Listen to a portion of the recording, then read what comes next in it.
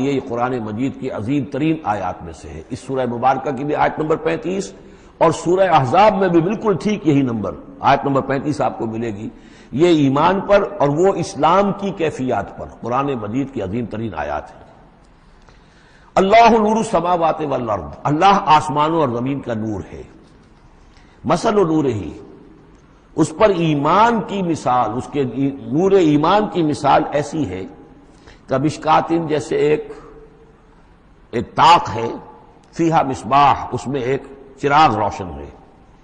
المصباح فی زجاجہ، وہ چراغ جو ہے چمنی کے اندر ہے، شیشہ ہے اس کے اوپر، جیسے لالٹینیں ہوتی تھی پچھلے زمانے میں، گلوب کے ساتھ جو ہے وہ لیمپ ہوتے تھے۔ الزجاجہ تو کانہا کوکب دری، اور وہ شیشہ چمک رہا ہے جیسے کہ ایک چمکدار ستارہ ہو۔ یوقد من شجرۃ، اور اس مصباح میں، اس دیے میں، اس چراغ میں جلایا جا رہا ہے تیل، کس کا؟ ایک شجرہ مبارکہ زیتونہ کا، ایک ایسا مبارک درخت زیتون کا، لا شرقیۃ ولا غربیہ، جو نہ شرقی ہے نہ غربی ہے، یعنی یہ کہ درخت ہے، جھنڈ ہے ایک۔ اب اگر تو اس جھنڈ کے مشرق میں کوئی درخت ہے تو صبح کی دھوپ تو انہیں ملے گی، شام کی نہیں ہوگی۔ مغرب میں ہے تو شام کی دھوپ مل جائے گی، صبح کی نہیں ملے گی۔ ایک علیحدہ کھڑا ہوا ہے کوئی، جس کے نہ ادھر کوئی اور ہے نہ ادھر کوئی اور درخت ہے، تو پورے دن کی تمازت دھوپ کی جو ہے وہ جذب کر رہا ہے۔ اور ایسے درخت کا جو روغن زیتون ہوتا تھا وہ بہت صاف شفاف، اسی کی مثال دی جا رہی ہے کہ نہ شرقی ہے نہ غربی ہے، وہ کسی جانب سے اوٹ میں ہے ہی نہیں۔ یکاد زیتھا یضیء، اس کا جو روغن ہے وہ بھڑک اٹھنے کو بیتاب ہے، قریب ہے کہ روشن ہو جائے۔ وَلَوْ لَمْ تَمْسَسْهُ نَارٌ، چاہے اسے ابھی آگ نے چھوا ہی نہ ہو۔ نور علی نور، جب آگ مس کر جائے، چھو جائے تو پھر نور علی نور ہے، وہ بھڑک اٹھتا ہے۔ یہدی اللہ لنورہ من یشاء، اللہ تعالی ہدایت فرماتا ہے اپنے نور کی جانب جس کو چاہتا ہے۔ وَيَضْرِبُ اللَّهُ الْأَمْثَالَ لِلنَّاسِ، اور اللہ تعالی مثالیں بیان کرتا ہے لوگوں کے لیے۔ وَاللَّهُ بِكُلِّ شَيْءٍ عَلِيمٌ، اور اللہ ہر چیز کا کما حقہ علم رکھتا ہے۔ یہ اصل میں ایمان کے لیے، اس کے اجزائے ترکیبی کے لیے بہترین تمثیل ہے، جس کو میں پہلے بیان کرتا رہا ہوں کہ ایک ہے فطرت، انسانی فطرت۔ اگر فطرت سلیم ہے تو اس کے اندر یہ ایمانی حقائق موجود ہیں، معرفت خداوندی موجود ہے۔ البتہ اس پر کوئی پردے آ گئے ہیں، اس کے اوپر جو ہے کچھ غلاف پڑ گئے ہیں، اور جب آتی ہے وہی وہ اس کو ایکٹیویٹ کرتی ہے۔ آیات الہیہ جو ہیں، آیات قرآنیہ، وہ اندر کے اندر جو ڈورمنٹ اس کی کانشسنس ہے ایمان کی، اس کو ایکٹیویٹ کر کے شعور پر لے آتی ہے۔ اس کو یوں سمجھے کہ جیسے تیل ہے۔ اب تیل ایک ہے کڑوا تیل، جس سے کہ ہم دیے کبھی جلایا کرتے تھے، اب تو شاید ہی کہیں آپ نے دیکھا ہو دیا کس کو کہتے ہیں، لیکن اس میں وہ کڑوا تیل جو جلتا تھا، تو کڑوا تیل خود آگ نہیں پکڑ سکتا، اس میں بتی ڈالنی پڑتی تھی، کوئی کپڑے کی بتی ہے بٹکر، یا یہ کہ وہ روئی کی بتی بنائی ہے، اس بتی کا پھر آگ لگاتے تھے تو جل تو رہا ہے تیل، لیکن بواسطہ بتی، براہ راست وہ تیل جلنے کی پوزیشن میں نہیں ہے۔ لیکن ایک تیل ہے پیٹرول، اس کو جو کڑوے تیل سے روشنی حاصل کرنے کے لیے جتن کرنے پڑ رہے ہیں آپ کو جلانے کے لیے، اور پیٹرول گویا کہ بیتاب ہے، وہ بھڑک اٹھنے کو بیتاب ہے، ذرا سی چنگاری قریب آئی اور بھڑک گیا۔ اسی طریقے سے انسانوں کی طباع کا فرق ہے۔ کچھ لوگوں کی جو فطرت ہے اتنی سلیم ہوتی ہے، اتنی نیکی ہوتی ہے اس کے اندر، کہ جیسے ہی وہی سامنے آئی، آئینہ جگمگا اٹھا ایک دم، اس لیے کہ اوپر غبار ہے ہی نہیں، اس کے اوپر کوئی اور جو ہے پردے پڑے ہوئے ہیں ہی نہیں۔ یہ مثال صدیقین کی ہے جو میں نے کل بھی آپ سے عرض کیا تھا، کہ جیسے کہ حضور نے فرمایا میں نے جس کے سامنے بھی دعوت ایمان رکھی، اس نے کچھ نہ کچھ توقف اور تردد ضرور کیا، سوائے ابو بکر کے کہ ایک لحظے کا بھی توقف نہیں کیا۔ یہ اس لیے کہ ان کی فطرت اتنی سلیم تھی، گویا کہ وہ پیٹرول تھا ان کے اندر جو بھڑک اٹھنے کو بیتاب تھا، کہ ذرا قریب بھی اگر دیاسدائی آ گئی تو بھڑک اٹھے۔ لیکن کچھ لوگ وہ تھے کہ جن کا تیل اتنا صاف اور پاک نہیں تھا، ان میں کوئی تکدر تھا، انہیں وقت لگ گیا، اگر چاہیے کہ بالآخر وہ ایمان لے آئے، لیکن یہ کہ کچھ اس میں بتی ڈالنی پڑی، کوئی اس کے لیے محنت کرنی پڑی۔ السابقون الاولون من المہاجرین والانصار والذین اتبعوہم بإحسان، پھر وہ لوگ ہیں جو بعد میں درجہ بدرجہ پھر ان کے بعد آتے چلے گئے۔ تو اسی طریقے سے ایمان کی مثال ہے کہ یہ روغن فطرت یا نور فطرت، نور روح، روحانی نور جو ہمارے اندر ہے، ہے نور تجلی بھی اسی خاک میں پنہاں، غافل تجرا صاحب ادراک نہیں ہے۔ وہ جو ہماری روح کے اندر ہے، روح ملکوتی کے اندر جو نور ہے، یہ نور اور باہر سے جو قرآن کا نور، وحی کا نور آیا، ان دونوں کے نور کے اجتماع سے پھر نور علی نور کی کیفیت پیدا ہوئی۔ اب وہ نور ایمانی جو ہے وجود میں آ گیا۔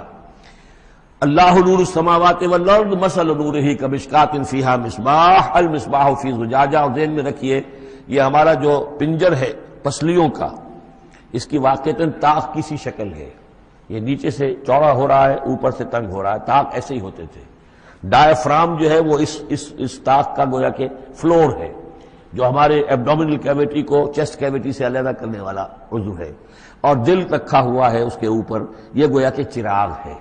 اس دل میں نور ایمان ہوتا ہے، اس دل کے اندر جو ہے وہ اللہ کا نور، اور یہ نور بنا ہے دو چیزوں سے، ایک وہ نور فطرت جو اس کے اندر موجود تھا، اس کی روح کے اندر، اور ایک نور وحی۔ ان دونوں کے اجتماع سے نور علی نور، وہ نور جو ہے وہ نور ایمان کی شکل میں اس قلب کے اندر جو ہے وہ جاگزی ہوا اور قلب منور ہو گیا۔ المصباح فی زجاجہ، الزجاجۃ کأنہا کوکب دری یوقد من شجرۃ مبارکۃ زیتونۃ لا شرقیۃ ولا غربیہ یکاد زیتھا یضیء ولو لم تمسسہ نار نور علی نور یہدی اللہ لنورہ من یشاء۔ یہ نور علی نور ہے، دو نوروں کے جمع ہونے سے یہ نور ایمان وجود میں آیا، نور فطرت، نور وحی۔